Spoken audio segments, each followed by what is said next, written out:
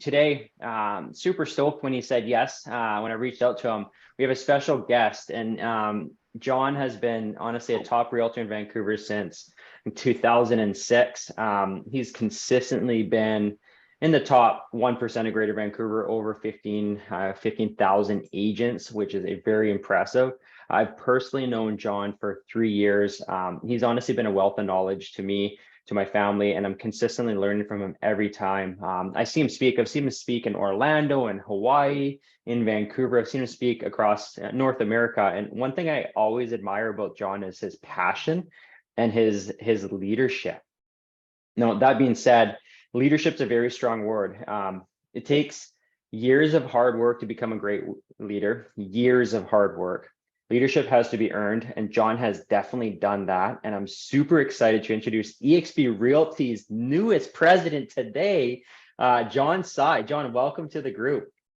My man, thank you, Thomas. Thank you for having me today. It's an honor to be able to speak, and it's a huge honor to be having this opportunity to serve on a grander scale. And couldn't be more excited. And the work begins today.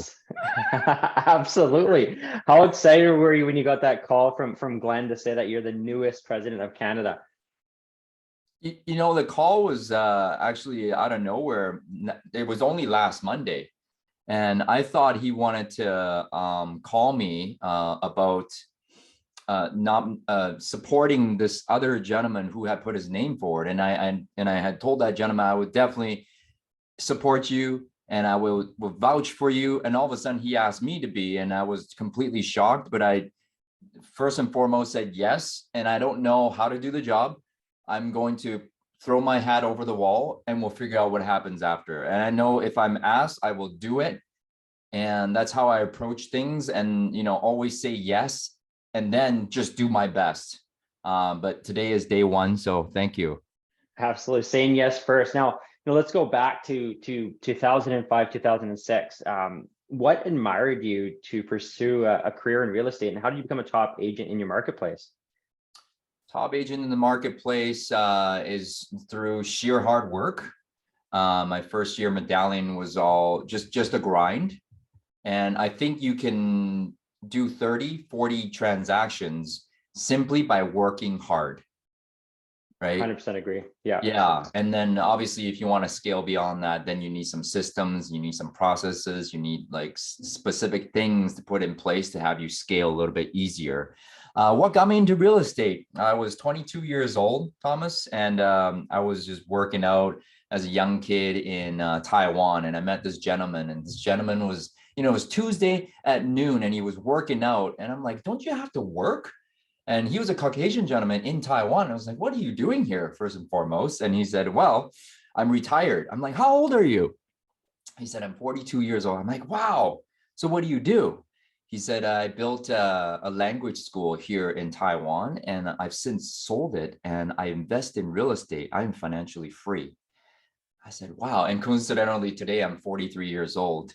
And I'm like, okay, if you had one book that you would recommend me, what would that be to have me move forward in my life? Because I'm in my fourth year UBC. I don't know what to do with my life. He said, Rich Dad, Poor Dad, go read that book. And I'm up until that time, even with textbooks, I hadn't read a book in its full entirety until that book. And once I read it, I understood nothing but two words: real estate. So I decided, okay, I must get into this industry. And how was I going to buy real estate so I could have the rental income to retire on? Was to learn by becoming a salesperson first. So that's how I got into it. Amazing. And that's a great book. I've probably read it 3 or 4 times. Raise your hand, guys, in the group. If you read that book by Robert Kiyosaki, Rich Dad Poor Dad, raise your hand. Amazing book. If you haven't, go get it today. Don't waste. Go get it today. It's an amazing book. Now, obviously, the market has changed since 2006. There's always disruptors, etc. Trends changing, different technology. How do you stay up to date? You're really busy with all the real estate trends and changes in the market. And how do you incorporate this knowledge into your work? I think it's also, and thank you for that. I'm always trying to get better every single day. And how do I get better? Is surrounding myself with people who are doing a little bit better than me. I surround myself with Phil, surround myself with yourself, and just to know that, okay, what was happening in the Victoria market, what's happening in this market, and what's happening in, globally, and people who are doing a little bit better, people who are a little bit smarter. I try to surround myself with those people to move me forward every single day. Again, it's not perfect, but I just know that I need to get 1% better every single day, and that's all that matters. And I have to be unattached to everything else. I cannot control the interest rates. I cannot control inflation. I can only control working on my mindset, working on my skills, working on what to say, working on being a better person, working on being a great salesperson. And that's all I can control. So if you could just keep that in mind, surround yourself with great people and do your best every single day, I think you'll be on top of your game. Yeah, I really agree with that. And two things kind of stuck out for me, John. You said mindset and you said and sales skills. How important would you say as a realtor are those two things? Well, I think the mindset of a salesperson is absolutely crucial. I believe as a real estate salesperson, it's 95% psychology and 5% mechanics, what you do, what you say, but you got to get right up here, right?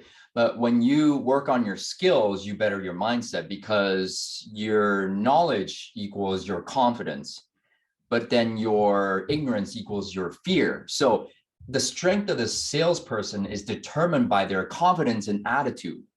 And you work on your confidence and attitude by doing two things you can control: is working on your mindset and your skills. And once your mindset and your skills are becoming better every single day, then your confidence and attitude becomes better, and it just snowballs in a positive direction. Does that make sense? Yeah, 100%. And skills, what are a few skills that are important to become a really good sales agent? Well, I think the skills are very simple. The skill of prospecting, lead generation, right? If you're not prospecting, you're not in this real estate sales business. The skill of lead follow-up, right? Because lead follow-up, prospecting without lead follow-up is a complete waste of time. The skill of going on listing and buyer appointments, knowing what to say, knowing what to do, knowing how to research the CMA so that the buyers and sellers will, realize, what they need to do to move forward in their real estate endeavors. And the skill of negotiating and the skill of closing the sale, right? And we provide that in our trainings, 8 times a week. Again, I can send you the screenshot if you guys would like to join those calls. It's all open to everybody. So I think those skills you must work on. And if you work on those skills and you know exactly what to do and what to say on a listing appointment, buyer appointment, then your mindset becomes better. Yeah. Right. Yeah, 100% agree. 100% agree with you all day long. Can we focus on production a little bit? Let's go back 2-3 years ago when you were in the thick of production before you grew a team and all your systems. What did your daily schedule look like? And what would you say is the most important part of your day? I think it's a lead generation day. But beyond that, you need to get fired up, because I don't wake up every single day saying, oh my gosh, today is a great day and I'm going to go ahead and prospect 50 people per day. And that's what I enjoy doing. No, in fact, I wake up every single day at 4:30 in the morning. Oh my gosh, it's Monday. What am I going to do today? But then here's the thing. I get one foot, off my bed, and then I go, okay, well, let me get some pre-workout. And next thing you know, I'm at the gym. I'm like, okay, well, it's not so bad. And then I work out for an hour and a half, right? And then I get on my call with my accountability group. We do some affirmations, we do some visualization. And then after all that being done, I read 10 pages of a book, and then I meditate again, right? But by the time 7 o'clock rolls around, Thomas, my mindset is already strong all day long. I can take on anything by that point. So the most important thing for a real estate salesperson is prospecting, yes. But before that, you need to have a pre-prospecting routine, which is working on your mindset. From 4:30 to 7 o'clock, I'm working on my mindset. 7 to 7:30, I'm doing 2 role plays a day. And then from 8 o'clock to 11:30, I'm prospecting on the phone, looking for buyers, sellers, right? And the afternoon is for doing business, meaning lead follow-up, doing your CMAs, going on appointments, taking listings, negotiating contracts. Mornings for getting business, afternoons for doing business. And that's my schedule. I love that. So you have a pre-prospecting routine. It basically puts you in the right mindset. So when you pick up that phone at 8 o'clock or 8:30 or 9, whatever your time is, you're you're on your 100% A game. When you talk to that first person, you're ready, you know exactly what to say. You practice it on role playing before that, and it's smooth. Yeah, I love It that. didn't always start out that way though, Thomas. You have to start somewhere. And I remember 2008 when I first got into coaching, and they told me, okay, you gotta make just sold calls. And you had to start somewhere. I didn't have a morning routine. I just said, okay, I have the just sold script right in front of me. And I would pick up the phone, no joke. Obviously it's still with the line. I would be like dial, and then I would shake, and then when it rings, I would hang up. And that would be my day one. And my day two would be dial and then ring. And then someone says, hello, and hang up. Right. So you got to start somewhere. I didn't go first day going into 50 contacts. It's just not possible that way. I had to work habit by habit, day by day, skill by skill. It's one day at a time, 1% better. As long as you're moving forward every single day, you don't have to worry about, anything happening around you. So that's how, but you had to start somewhere, baby steps. Yeah, I agree. And John, you have a role play, I think 3 or 4 times a week. Phil's got a role play on Thursdays. I got one on Tuesdays. Awesome. For a lot of new agents in the group, you don't have to speak in those role plays. You can just go and listen to what to say. And then eventually you'll start speaking. Like as John just said, baby steps, right? Role play changed me as an agent, and obviously has clearly changed you as an agent, make you a dominant agent, right? 100%. If you know what to say, you'll know what to do. So back to 2-3 years ago, prospecting lots, what would you say your top 2 lead sources were? By that time, I had already built up a database of around 1,500 people. So majority of my 50 contacts that year would be 30 past clients and center of influence. And then the rest would be mixed with for sale by owners, expired listings, and just listed, just sold, and for rent by owners as well. And I had only started purchasing leads when I got into EXP. Mhm. I mean, KV Core was the first lead gen that I've ever purchased and did at a high level. And to this day, I can't say I'm a top producer in doing online leads because I grinded and networked and I door knocked to where I was. And then we started adding online leads, and now the agents are converting them. But that's never what I did until then.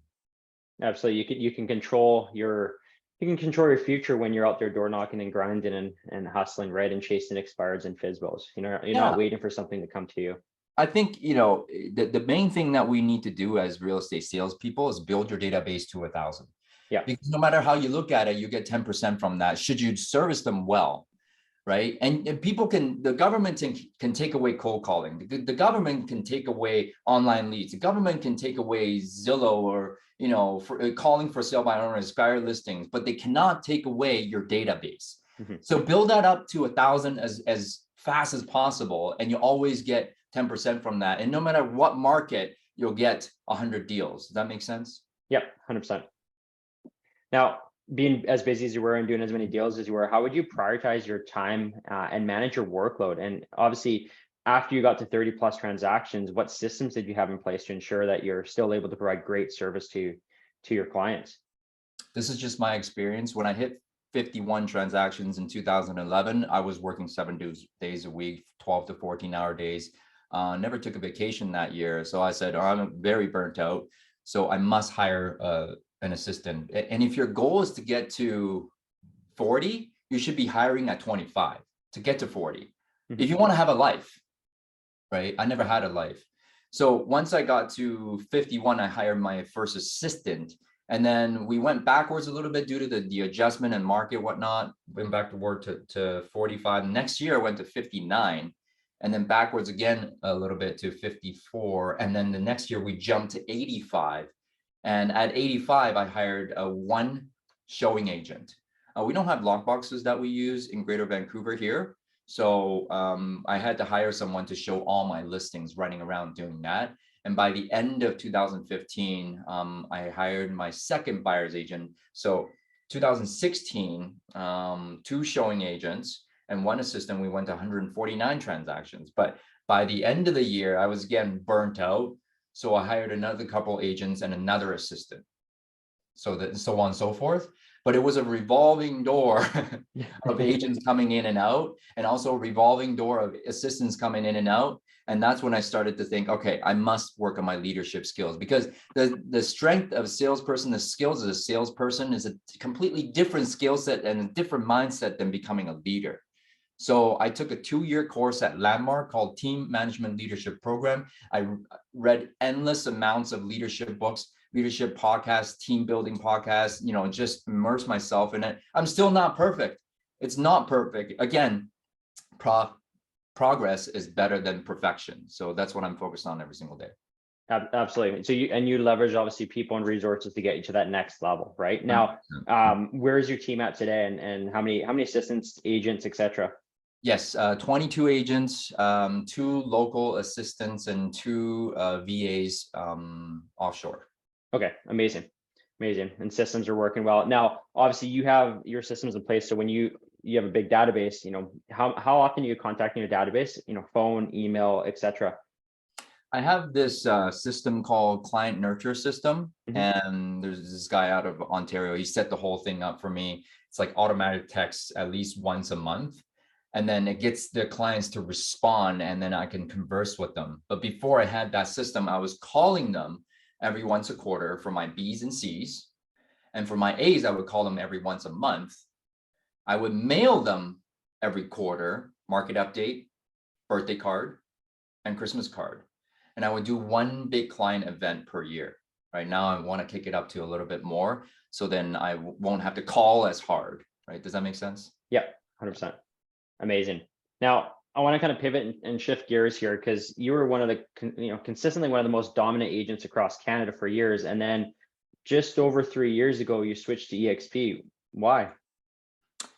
Again, I was very burnt out, Thomas, and I had to think, okay, well, I want a residual income. I want multiple streams of income, but I don't want to go and sell Amazon FBA or sell some widget or, buy a gym, whatever. It's not my passion. I only know how to sell real estate. So the only thing to get multiple streams of income is to buy a franchise, which we were talking about doing. We interviewed Roll LePage, we interviewed, I think, Sutton, and also Keller Williams and Remax. And Remax made the most sense at that time. It was going to cost a lot of money, right, to be able to get some benefits. So if I were to build a Remax franchise, sell it 15 years down the road, I can have some equity. Number 2 is if I recruit agents, I can create some residual income there. And Remax, they were going to give us KV Core at $1,200 a month, right? So I said, okay, great, let's do it. $500,000. I have no money. I'm going to go get a loan. I'm in debt anyways. I'm broke, whatever. But, with 3 other partners, it was $125K. So I could stomach that. And then, about a year in, my partner came to me and said, okay, before we sign on the dotted line with Remax, there's this thing called EXP. I was like, ESP? What the hell is the ESP? It was like June 2018. It just came to BC. He said, well, John, you wanted 3 things from Remax. Number 1, equity. Number 2, revenue share. Number 3, KV Core. EXP has all 3. I said, okay, so if not 500,000, how much is EXP going to charge us for starting a franchise with them? He said $199 Canadian. I said, okay, bullshit. And, then I started to interview. He's like, you don't have to believe me. Let's just go talk to some of the agents at EXP already. Brent Gove, Cliff Freeman, Ralph Flick, Gene Frederick, Chris Bear, Steve Merritt.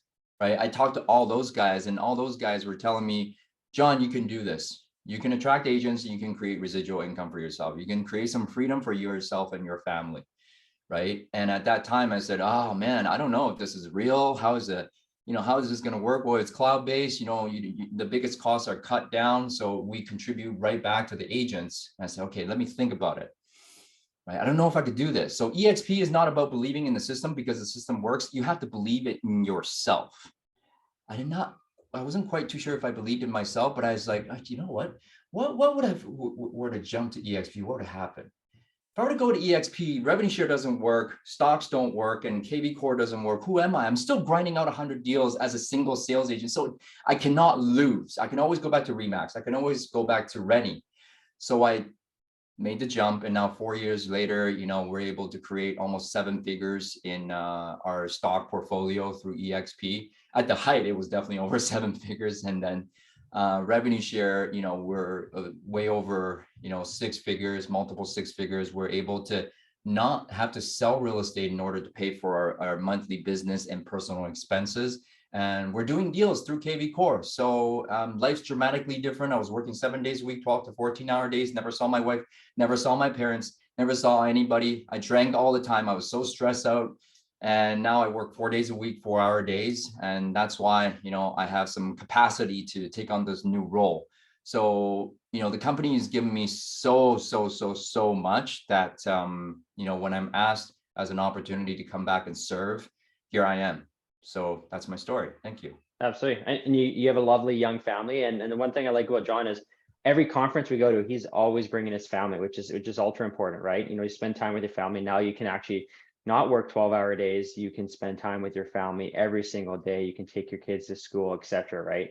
That's obviously important for me, and I know it's important for yourself. I wanted to kind of just touch on agent attraction, because just in a few short years, you've organically attracted well over 700, probably almost 1,000 now to EXP. Why do you think this was crucial to your business? And if you don't have some time, John, can you share a few agent attraction tips with the group? Yeah, definitely. And number one is back to prospecting. And I think a lot of the big influencers that you guys know in the States are from the Mike Ferry system, and we're all prospectors. And at the end of the day, prospecting solves all production and recruiting problems. So I came in and Brent Gove gave me a roadmap. He said, talk to 2 people per day, agents, and that's 10 per week, and that's 40 a month. And if you just do that, you can have everything that you want in agent attraction. So that's what I did. Thomas, I talked to 2 agents per day. And of course, when I first got in, I was so excited and so scared and so nervous, but I had to tell everybody that I know. I texted everybody, I called everybody, I posted on social media. You got to do that. You got to have the energy. And it's not really what you say about the company that attracts people. It's your energy and enthusiasm that really attracts people. Your vibe attracts your tribe. And that's what I truly believe. So beyond, the vibe, you got to do your daily work, which, I always put on my sheet here. I talk to 10 people per day and 2 agents per day, and just back to the grind. It is what it is, right? And on top of that, you need to do your social media.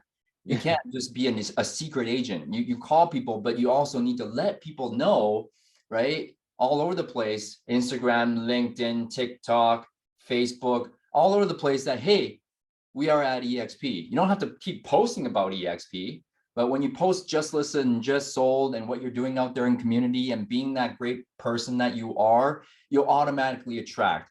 But you cannot stay idle. You must go out there and prospect. So those are some tips. No, I really appreciate it, John. And I know you got to jump a little bit early because you have a corporate meeting. So I wanted to ask one last question here. Now, you have an amazing event coming out. I've been to the previous event you guys had, and I learned so much. I took 4 or 5 pages of notes. Ignite, Friday, March 31st in Vancouver from 10 a.m. to 2:30.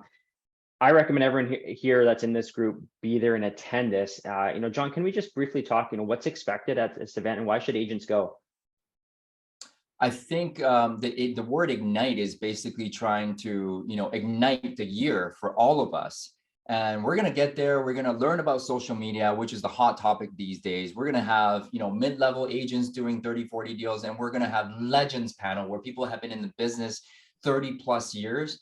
And myself and all of us in our group are ready to contribute. If nothing else, guys, you come to that event, you'll be pumped up, and your energy and enthusiasm will have you do a couple more deals extra. 100%. And one thing you said here, you said that if you surround yourself with like-minded agents that are absolutely crushing it or that are better than you, you're going to pull off one thing out of that person, and it's just going to change your life forever, right? If you just get one idea from every event that you go to, and if you just make one solid connection with one agent that can help you move your business forward, it's worth it. That one person you meet might be a referral, right? So guys, John Tsai, I'm going to post that in the chat, guys. Click on it, buy a ticket, go visit this event. You won't regret it. Like I said, one golden nugget, just learn one thing, meet John, take a picture with him, make him a referral partner. He's in Vancouver. He's got an amazing team. John, I really appreciate your time today. And I look forward to you leading our company. Thank you. Thank you so much. And I'm going to get to work, and I wish you all the best. And I look forward to seeing you end of March. If not before or after, I look forward to meeting all of you. Thank you. Awesome. Thanks, John. Hi, guys. Have a good day.